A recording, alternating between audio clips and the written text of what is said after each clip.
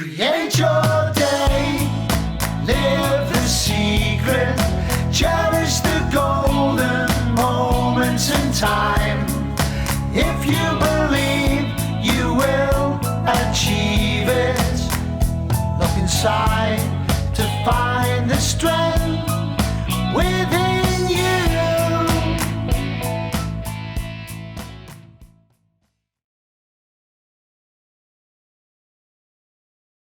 Hello and welcome to Two Different Worlds.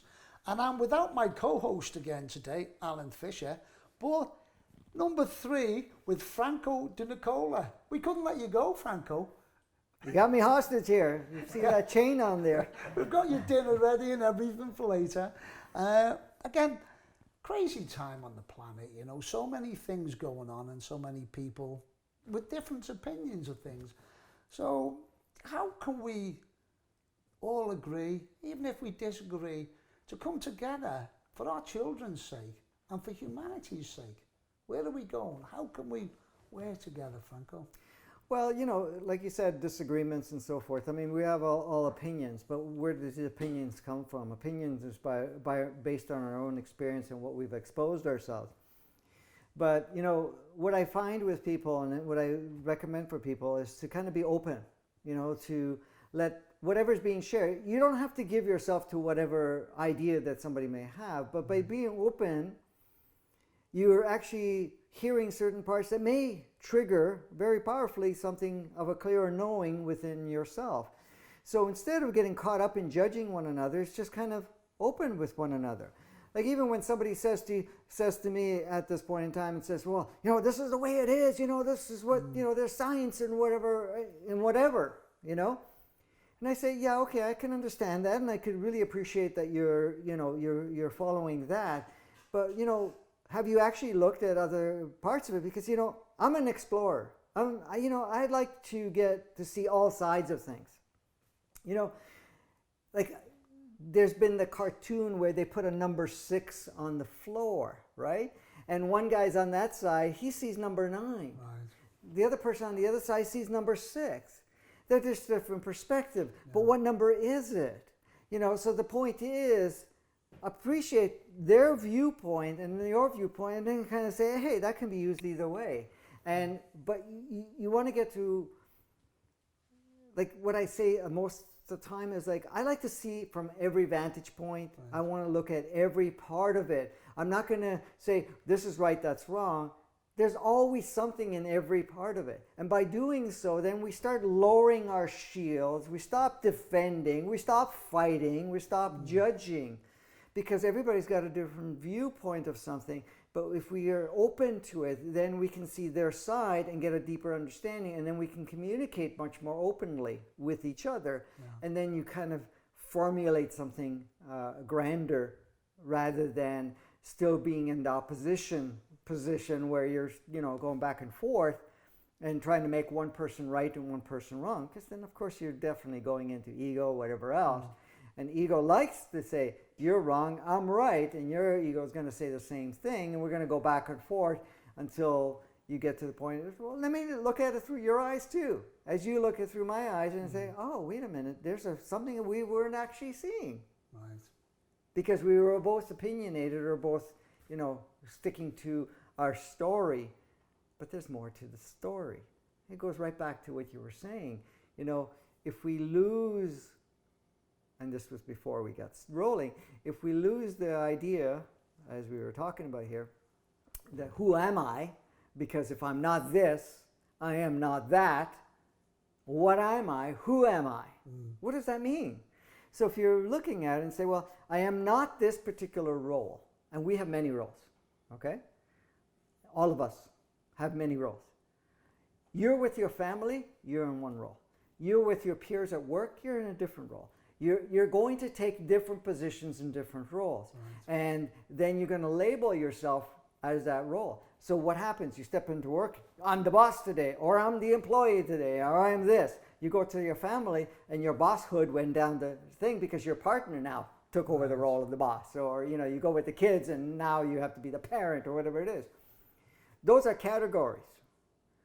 And that's great to play those roles, But the thing is, when you dissolve all of that, guess what? Now you're not identifying with a role. You're not identifying who I am. Because how many people retire and they lose the status that they had at work? Yeah. I remember a neighbor of mine, same thing. He retired and he was high up in the chain of corporations. Right. And then it's like, he just started to go down. He says, I don't know who I am anymore. I don't know whatever. And I said, well, now you can be anything and everything without any definition. Yeah.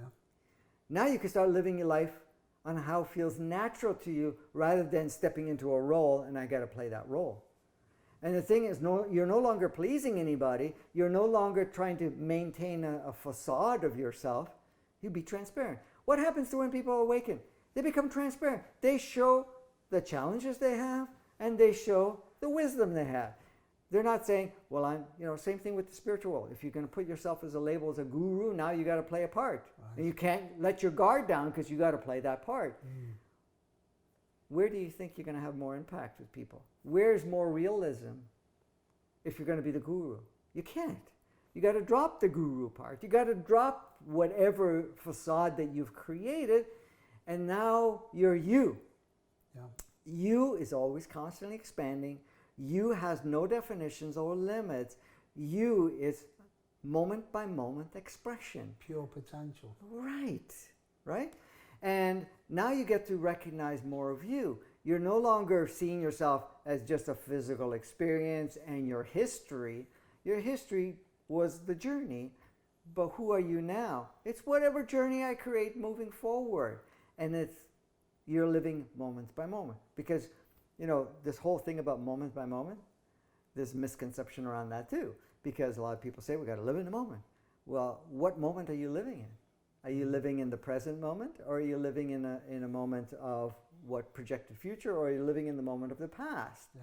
Because if you're still bringing any of that stuff and you're feeling it now, you're not living in the moment. Yeah. And a lot of people too, we've discussed a lot about this on this show, Franco, is the thoughts in the head, that a lot of people have got these thoughts running through the head all the time, creating a story. So, they walk in the country, but they're not in the country. They're still in their head. They're still back at work or with the family having problems, whatever it may be, right? So a lot of people, it's all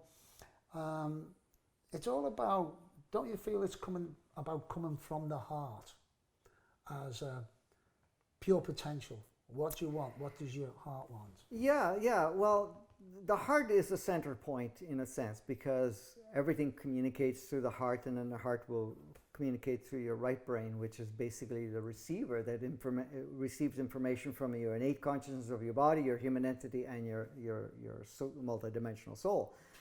So when you're shifting into the heart, now you're going into the feeling intuitive part. And the intuitive is not just knowing stuff, you're just tapping into your core essence, right, and not giving so much power to the storylines and whatever else that's being projected through. Because a lot of the storyline is, old stories that are playing out, but then it's also fabrications from the ego. When somebody says, I got to make a decision, it's best to feel the decision rather than getting into the head, because the head's going to show both sides of it. It's going to try to calculate and formulate and restructure and so forth. So somebody says, well, how do I know what is the best choice? Well, the thing is, I can't communicate with my higher aspect of myself or my inner knowing because there's so much noise. Right. So that when you quieten that, usually if you say, what would be my best move forward from here at this point, you get that immediately. Very quietly it says, you should look at this. Then the ego and the other pattern program will go, no, you did this before, look at somebody else did that, and that's all the noise part. So that's the part you want to disregard and say, thank you, I acknowledge you, I love you, but I let you go of your responsibility to kind of make up all these stories or whatever it is. And then you go to that. So yes, you're right. If you connect to that, you go into the feeling sense, you go into that part of that true, full embodied knowing. Any techniques, Franco? What's that? Any techniques to do that? I know meditation is a great one. Meditation, but the be present is you now be present where you are. For example, you're in the room, okay? You spend a few minutes just observing the room, observing how your body feels sitting on the couch or wherever you're doing. And that, and should any of the dialogues go on, just don't fight with the dialogue. Acknowledge that the dialogue's there. Thank you, dialogue, but that's okay. And you're going to now stay present with what you're seeing, feeling, and experiencing around you. And that brings you to that quiet moment. So what people call walking meditation and so forth, you're being present with the environment. Because most of us, what ends up happening is you can go for a walk in the park and you miss 90% of the park. Absolutely. Because all you're thinking is all you're caught. But when you're fully focused on, I'm in the park and I'm going to notice everything that I see in the park, every leaf and blade of grass, dirt, whatever, insect, whatever is going, you're getting out of the mind and you're getting present in that moment. And it's the same thing of being at home or anywhere else that you are, is going through that.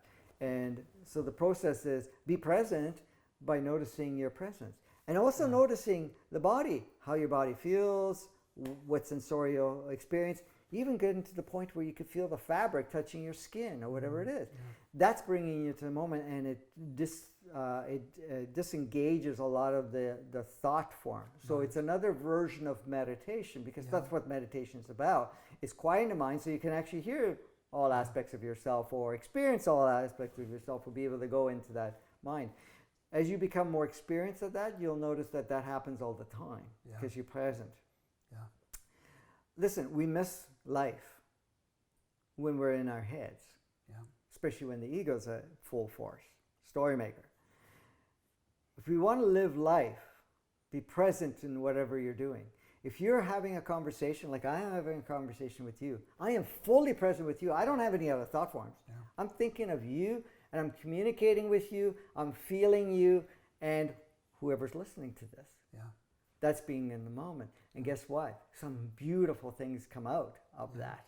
And it's, now you're being holistic, you're being fully present with that, rather than, oh, what's my next question? What am I going to talk about? No. And if you also become aware, become the observer, oh, I'm thinking again, like you're talking to me, and then, but as soon as you catch yourself, you come back to awareness, right? And you're in that present moment. Beautifully said, beautifully said. So it's paying attention, being the observer of your own dialogue. Oh, okay, I'm getting distracted, I'm going there, right? And then I'm going to shift it back here. Shift it where I'm fully present. So if my thought goes, oh, is that thing not going to work over there? How's the camera angle? Yeah, or something of that nature. Are these guys really, doing the job? They're not. Then my level of communication changes. So I'm going to notice, oh, no, I'm here talking to Carl. Because Carl is interesting. Carl is whatever. And I want to be fully present with Carl, because I'm having an intimate discussion with Carl that is intimately impacting the collective. Beautifully said. And that's how you do it. So what are we going to do with the world now, Franco? Well, okay, so you said something right at the beginning of this episode here, or this whatever you want to call it. Was it this episode or episode 1 or 2? It doesn't matter. Well, you said, the world... How can we come together? Yeah, that, and, how do we look at the chaos in the world right now, right? You can look at it as chaos. You can look at it that it's going to hell in a handbasket, like some people like to say, or that our lives are demised here, all of destruction. Or you can see it for the big picture, and that is, we're creating such a powerful stage, a powerful opportunity for us to shift away from our old world to look at something that really feels most natural for us. So what are we doing? We're awakening ourselves. We're shaking things up to the point where we actually finally say, I'm going to drop my old facades and my old stories, my old this, and I want to be fully present and fully active. So this is a beautiful, unique, polarized, intensified experience of unpacking something amazing.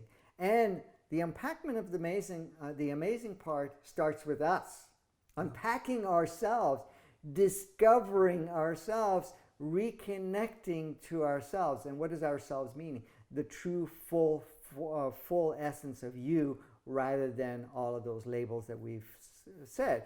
So when you're doing that, the thing about who am I doesn't come up, because now you are pure potentiality, raring and excited to experience amazing opportunities. And then you're not going to even put one iota of focus of I was this or I was that or anything about nature. Are we all here for this, Franco? I have a very, very strong feeling that I've had it from a young boy. I always wanted to change the world, you know.